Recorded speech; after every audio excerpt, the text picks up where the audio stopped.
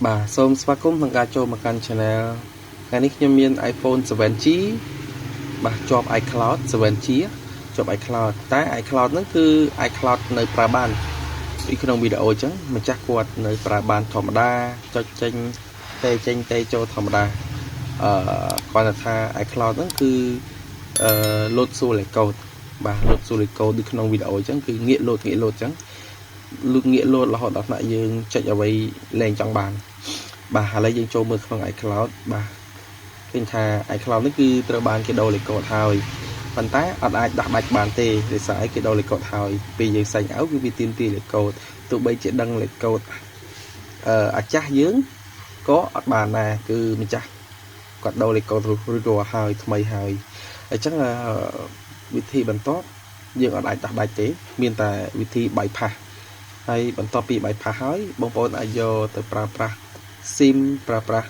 Wi-Fi ទេចេញទេចូលបានមក play បាទគឺទេចេញទេចូលដូចដើមហើយយើងអាចយក ID យកមកចាក់ក្នុង setting ដាក់ឈ្មោះខ្លួនឯងផ្ទាល់បាទបង្កើតជា iCloud ថ្មីក៏បានដែរបាទអាស្រ័យទៅលើបងប្អូនអ្នកប្រើបញ្ជាក់គឺ iPhone នេះគឺនៅប្រើបានទេអញ្ចឹងគឺយើងអាចមានជំរើសតែ bypass ឲ្យប្រើ SIM បានបាទយើងជំរើសឲ្យ bypass ឲ្យប្រើ SIM បានទេបាទដូចក្នុងវីដេអូអញ្ចឹងអូខេឥឡូវយើងកលេចមកមើលនៅលើកុំព្យូទ័រវិញតែយើងកលេចមកមើលលើកុំព្យូទ័រដើម្បីយើងមកមើល version ថា version ប្រហែលចុចបាទឥឡូវយើងដោតដូចចូលបន្តិចបាទយើងដោតដូចចូលមកហើយកលេចមើលលើកុំព្យូទ័រយើងមកមើល version នៅលើកុំព្យូទ័រវិញតើវា version ប្រហែលចុចបាទiPhone 7G 32G បាទពណ៌ទឹកប្រាក់ត្រឹមត្រូវហើយ version វា15.84បាទ15.84បាទគឺ version ខ្ពស់ចុងក្រោយហើយអញ្ចឹងជំហានបន្ទាប់យើងធ្វើការ bypass វាដោយប្រើ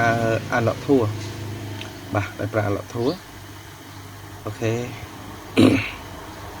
បាទយើងឲ្យវាចូលទៅ recovery mode សិនបាទយើង boot ឲ្យវាចូលទៅ recovery mode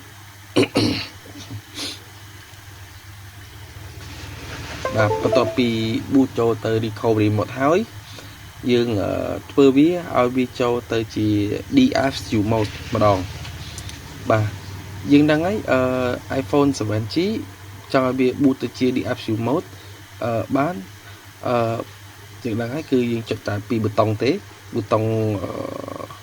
power និងប៊ូតុង volume ដកហើយចំណែកប៊ូតុង home អត់ប្រើទេព្រោះឯប៊ូតុង home គឺជាអត្តមាការទេចាប់ពី 7G ឡើងអញ្ចឹងយើងចុចតែប៊ូតុង power និង volume ដកបាទចុចពីរដំណើរគ្នាឲ្យជាប់ហើយបន្ទាប់មកទូរស័ព្ទរលត់យើងប្រឡែងដៃបន្តិចយើងចុចទៅវិញ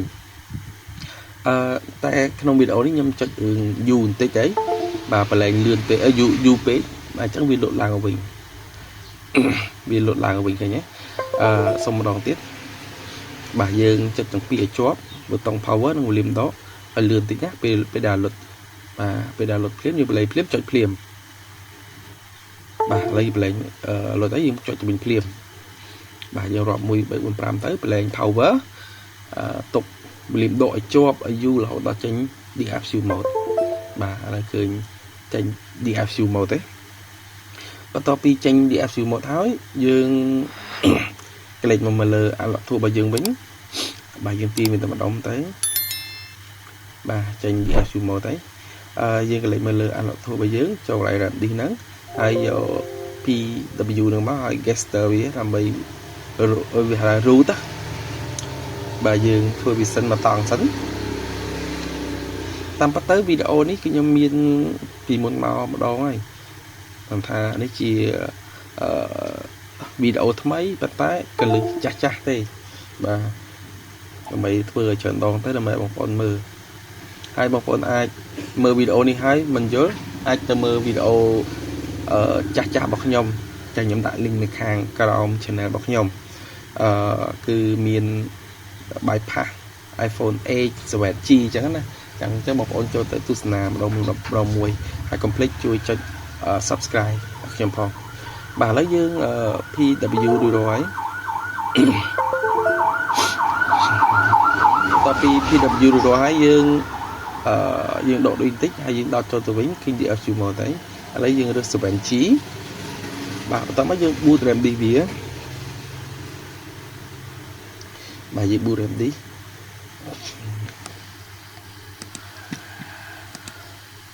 បាទយើង boot RAM disk វាម្ដង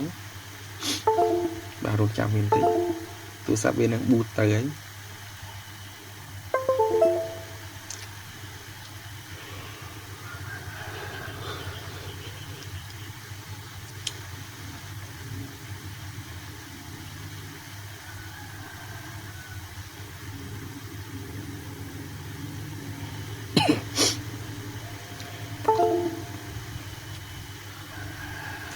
ហើយបើសិនជាបងប្អូនត្រូវការ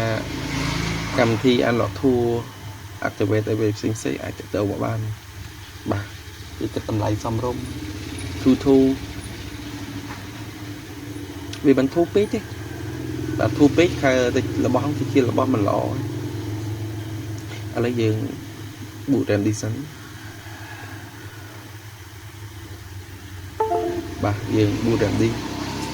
មួយជំហានម្ដង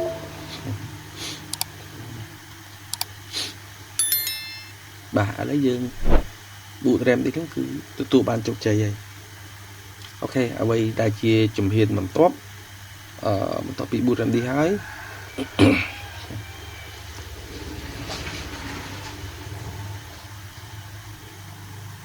បាទបន្ទាប់ពី boot RAM disk ហើយយើងទៅ fix amount មួយបាទឲ្យវាប្រកាសថា boot RAM disk របស់យើងនឹងទទួលបានជោគជ័យហើយងាយស្រួលក្នុងការ backup passcode បាទឥឡូវយើង fix amount ឬរយអញ្ចឹងយើងទៅ backup passcode មួយបញ្ជាក់បន្តិចទូរស័ព្ទហ្នឹងគឺអត់មានលេខកូដទេអត់មានលេខកូដ lock screen ទេប៉ុន្តែយើងត្រូវតែជ្រើសយក backup passcode ដោយសារអីយើង bypass វាឲ្យនៅប្រើបានអញ្ចឹងយើង backup ទាំងអស់នៅក្នុងរាល់ទិន្នន័យក្នុងទូរស័ព្ទហ្នឹងយើង backup ទាំងអស់បាទទោះបីជាទូរស័ព្ទហ្នឹងជាប់លេខកូដក៏ដោយមិនជាប់ដូចក្នុងវីដេអូហ្នឹងក៏ដោយក៏យើងជ្រើសរើសយកពាក្យថា backup passcode ដែរបាទនេះគឺជា file backup របស់វាបាទឥឡូវយើងទុកម្ដុំទៅដើម្បីយកទៅ restore បន្តិចទៀតបាទហើយ file វាហ្នឹងមាន file ដែលយើង backup រួចហ្នឹងគឺវាមានអត្ថប្រយោជន៍ទៅថ្ងៃក្រោយឧទាហរណ៍ថាបងប្អូនប្រើទៅស្រាប់ថាច្រឡំwrite program ថ្មីវាទៅជា hello អញ្ចឹងប្រកាសជា hello ប្រកាសជាជាប់ iCloud ហើយអញ្ចឹងបងប្អូនអាចយកមកកន្លែងខ្ញុំបាត់វិញមកដើម្បីយើងធ្វើការ restore file អាចារ្យដែលយើង backup ហ្នឹងដើម្បីយកទៅឲ្យគាត់ប្រើពេលធ្វើហើយវានឹងដំណើរការ SIM ដំណើរការទៅចេញទៅចូលបានដូចធម្មតាទាំងអស់អូខេហើយឥឡូវយើងបាន backup factory reset រួចហើយ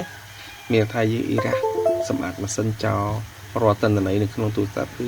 សម្អាតចោលទាំងអស់អត់ទុកទេប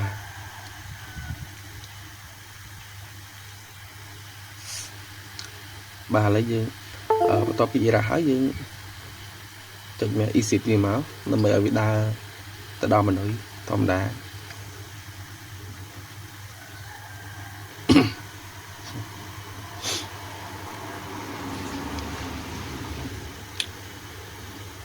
បាទសង្ឃឹមថាបងប្អូនមើលវីដេអូនេះហើយសង្ឃឹមថាមើលយល់ហើយកុំភ្លេចជួយចុច subscribe និងដាក់សញ្ញារូបកណ្ដឹងដើម្បីទទួលបានវីដេអូថ្មីៗបាទ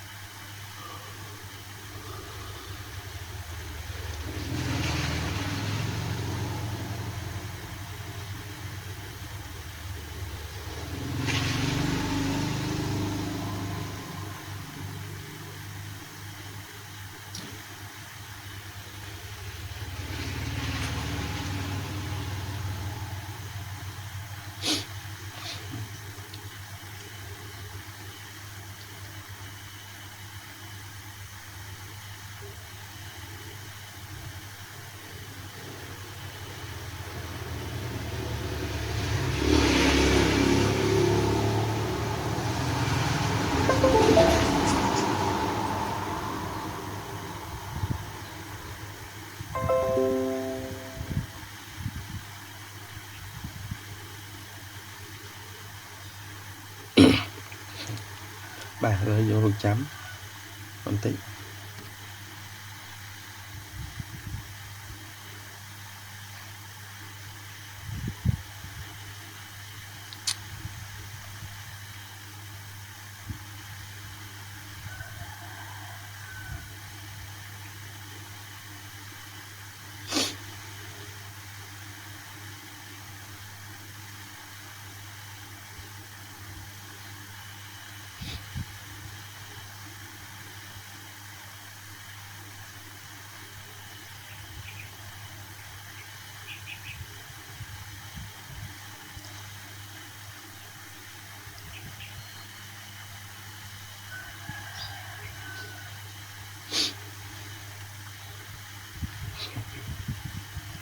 bà lấy tôi sắp với đầm nà ca lăng quay nhé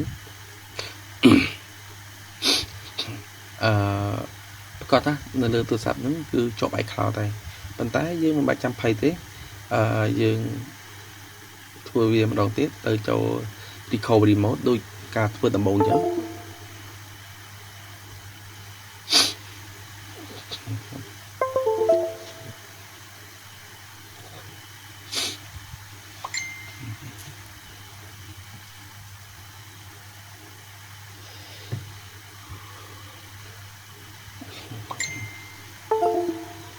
bà dương ở vì tôi cho thì DFC một đầu tiết bà đi dựng đôi phương các ba tầm 4 chứ dương phương chẳng lặng quánh bà khơi bị cho thì DFC một đấy bà dương tới Gester vì một đầu tiết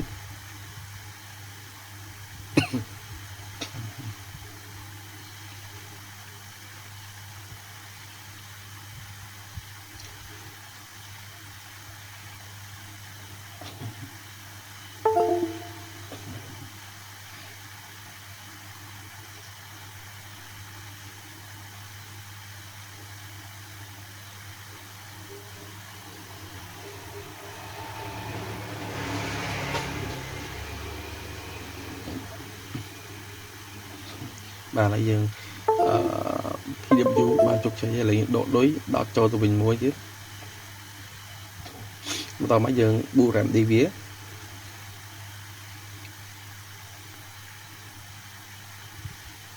bà về tới video ní cứ nhom thưa full tới mà đón admin cắt thế bà thưa tăng bị đam và chọn admin cắt chùn bằng phồn thế hay về sân thì ông phồn mưa hỏi ai cũng thưa bàn mà rồi kia rồi bà mời dối lá bà hãy biết sân gì mình dối lấy ai chat mà xu nó bị bắt thai man link tẹt tơ một nhóm đặt ở hàng crown profile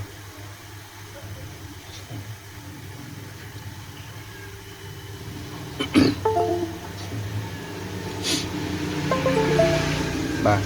rong chào vía ai bùa rèm đi chụp chơi sân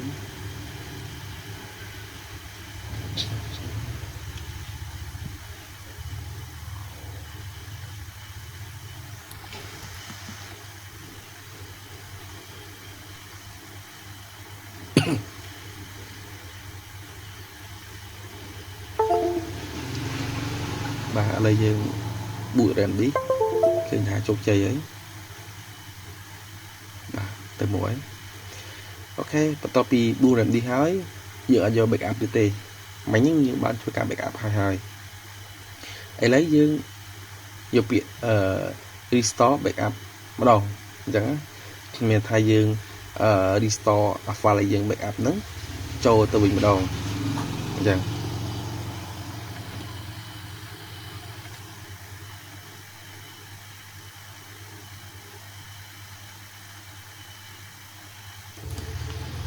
ឥឡូវយើង restore វាចូលឡើងវិញបាទយើង restore អូខេ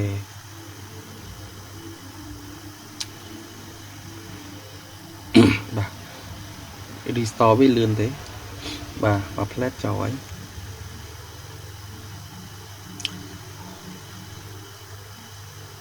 អូខេរងចាំបន្តិច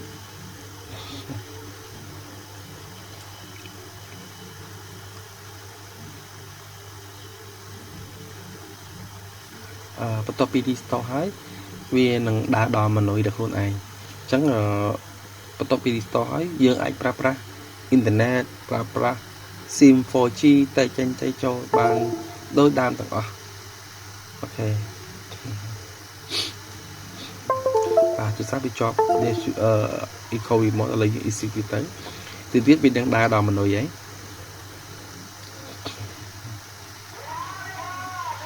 បាទរងចាំបន្តិចដល់មនុយលើហើយ